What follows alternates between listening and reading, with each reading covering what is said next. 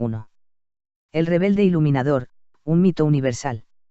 Los mitos se tratan de mucho más que meros cuentos ficticios de hombres primitivos e incultos. La cosa es mucho más profunda.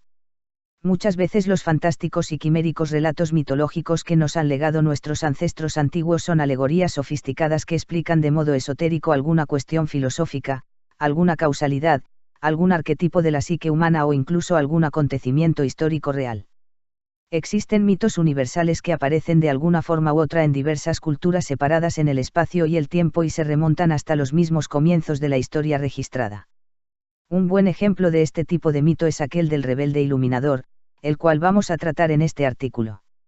Este relato perenne surge primero en la mitología de la Sumeria antigua en forma del noble empeño de Enki de iluminar a su protegido humano Adapa en contra de la voluntad del despótico dios del cielo Anu y luego vuelve a aparecer en el icónico mito del robo del fuego de los clásicos griegos y en el aún más conocido mito de la pérdida del paraíso de la tradición bíblica.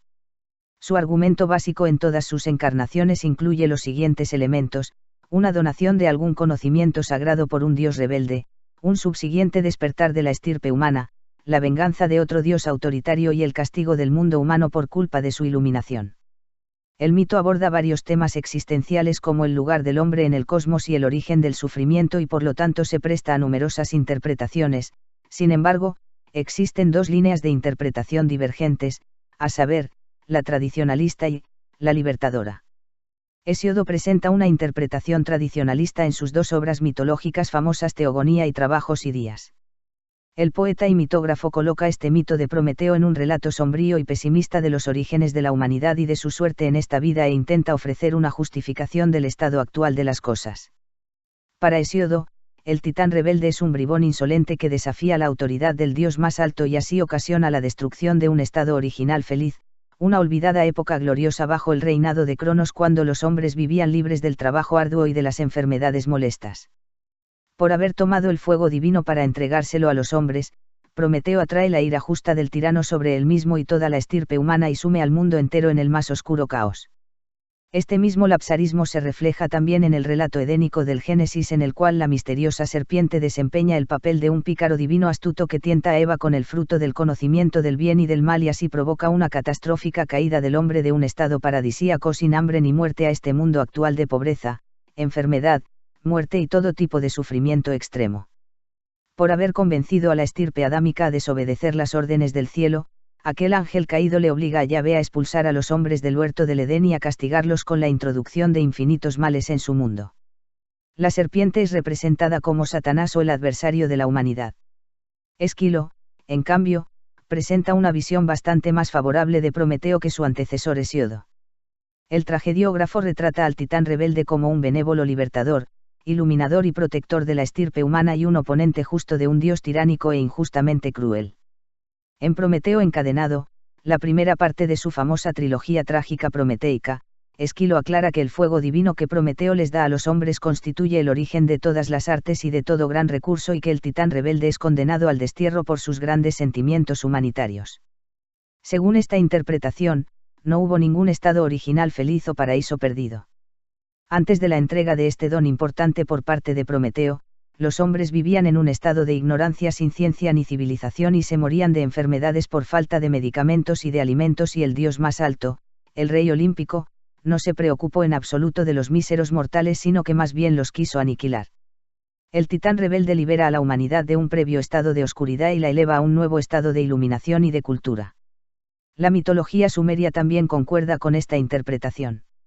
Según los relatos sumerios, la humanidad comienza su existencia como una estirpe de esclavos primitivos cuyas vidas consisten únicamente en trabajar para los dioses en sus colonias terrestres hasta que Enki, el dios de la sabiduría, le revele a su prototipo Adapa los sagrados o los saberes de la civilización, y el designio del cielo y de la tierra.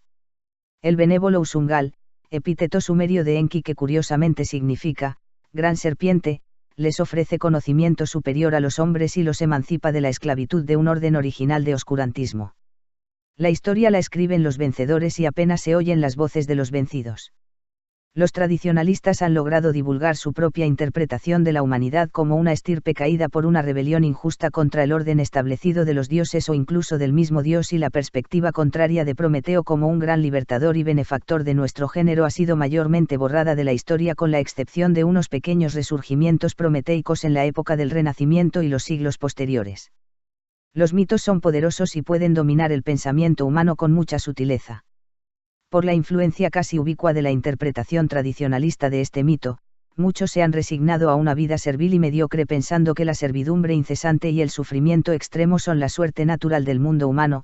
Los cristianos creen en la noción del pecado original, los de creencias orientales y de la nueva era atribuyen su condición actual al karma, y hasta los seculares justifican sus vidas miserables con su resignación de que, la vida es así.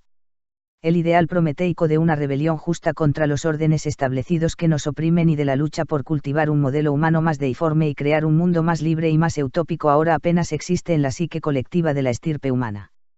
Solo prevalecen la apatía y la pasividad. La interpretación tradicionalista ha sido usada a lo largo de tantos siglos para controlarnos y exhortarnos a aceptar sin resistencia el mundo de explotación y de embrutecimiento en el cual vivimos. No obstante, ya es hora de volver a examinar este mito y presentar la otra parte de la historia. 2.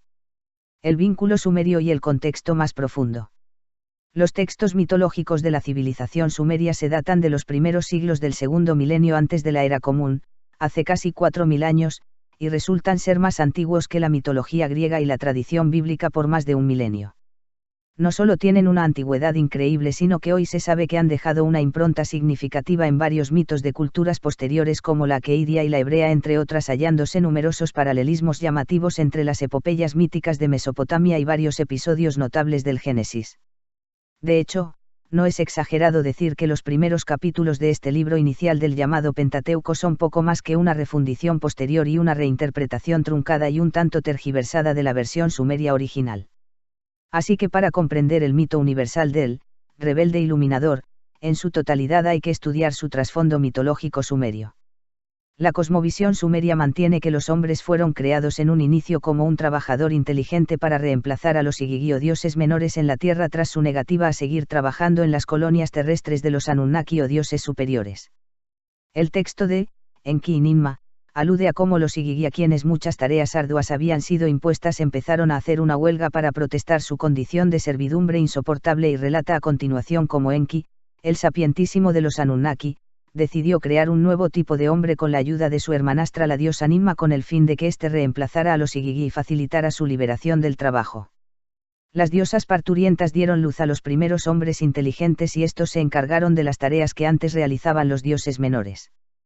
Estos hombres preadámicos eran los siervos de los Anunnaki. Labraban la tierra y cultivaban los campos para aumentar la riqueza de la nación. Construían grandes acequias de riego y vivificaban el suelo para satisfacer el hambre de los hombres y el deseo de los dioses. Excavaban canales y extraían oro y otros metales preciosos en la región aurífera de Arali. Las primeras generaciones de la humanidad estaban sin cultura ni libertad propia y solo vivían para laborar en las ciudades de los dioses. Curiosamente, podemos encontrar un pequeño rastro de este mismo trasfondo sumerio en el segundo capítulo del Génesis.